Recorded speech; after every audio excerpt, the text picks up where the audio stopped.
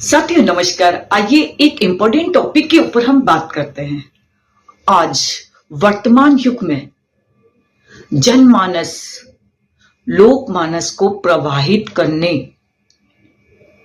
और साथ में भावनाओं, आस्थाओं, इच्छाओं को स्पर्श करने का काम अनेक शक्तियां कर रही हैं,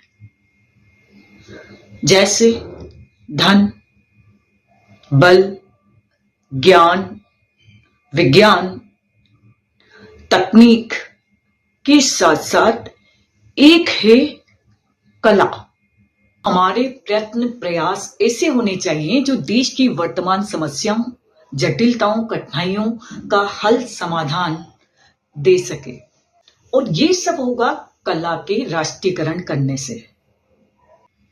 वो है सिनेमा, फिल्म, गीत, संगीत, नृत्य, अभिनय, सर्कस, विज्ञापन। ये तमाम मनोरंजन के संसाधन इन कलाओं के माध्यम से युवाओं में प्रेरणाएं भरी जाएंगी, मोटिवेशन मिलेगा, उत्साह, उमंग होगा, तो देश के नवनिर्माण की सेना बढ़ती जाएगी। यही काम आज हमें करना है। लोक रंजन से लोक मंगल, व्यक्तिवाद से समूहवाद, मैं की जगह हम सब, और अगर कहें तो स्वार्थ से परमार्थ की ओर लेकर जाए और स्वहित से देश हित को साधने की जो प्रेरणा दे, जो मोटिवेशन दे, ऐसी कला की आज जरूरत है। कला मतलब देश का नव निर्माण। ऐसा मनोरंजन दिखाया जाए, सुनाया जाए, किया जाए। इन तमाम कलाकारों को सृजन की दिशा दी जाए और जो देश को ऊंचाइयों की ओर लेकर जाए, जो देश को आगे बढ़ाए, जो लोकमानस में देश के प्रति उत्साह, उमंग भरे, और जो देश को नवनिर्माण के लिए आगे बढ़ाए और विकसित भारत को बनाने के लिए जनमानस को मोड़ दे। ऐसी कला, जो कला मतलब देश का नया सृजन। कला की इतनी महत्वपूर्ण शक्ति को उन लोगों से छीन लिया जाए जो इसका दुरुपयोग कर रहे हैं। मनोरंजन के तमाम संसाधनों का राष्ट्रीयकरण करना, क्योंकि आज समाज में विकृतियां, दुष्प्रवृत्तियां और बेईमानी, भ्रष्टाचार और तमाम बुराइयों के नए नए तरीके जो बताए जा रहे हैं, इससे हमारे देश की ताकत कमजोर होगी।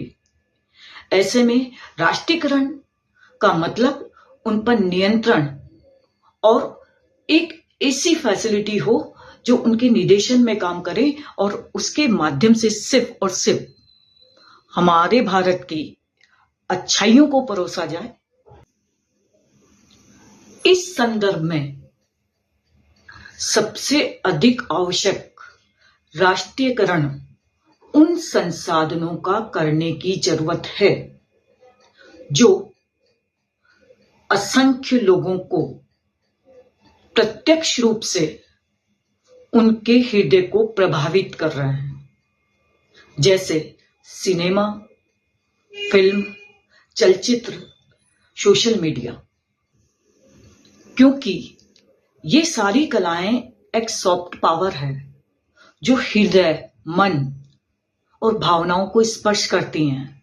ऐसे में हमारे देश के युवा, बच्चे, किशोरियां, महिलाएं, वरिष्ठ जन हर एक को प्रभावित करने की क्षमता रखती हैं, दिशा देने की क्षमता रखती हैं और विचारों से ताकत देने की क्षमता रखती है। ऐसे में ये ध्यान रखना जरूरी है कि कला का उपयोग सिर्फ सृजन के लिए हो, सिर्फ देशभक्ति की भावनाएं और प्रेरणा के लिए हो। साथियों, कला हमारे भारत देश की रचनात्मक और सांस्कृतिक शक्ति है। बहुत ही पैनी दृष्टि रखी जानी चाहिए कि सुबह से लेकर रात तक टेलीविजन, सोशल मीडिया और तमाम वो दृश्य अदृश्य संसाधनों के माध्यम से समाज और आज की पीढ़ी को क्या परोसा जा रहा है। क्या दिखाया जा रहा है, क्या सुनाया जा रहा है। इन दिनों राष्ट्रीयकरण की चर्चा जोरों पर है। बैंक, बीमा, परिवहन, भूमि और कई तरीके के विषयों पर हम राष्ट्रीयकरण की बात कर रहे हैं।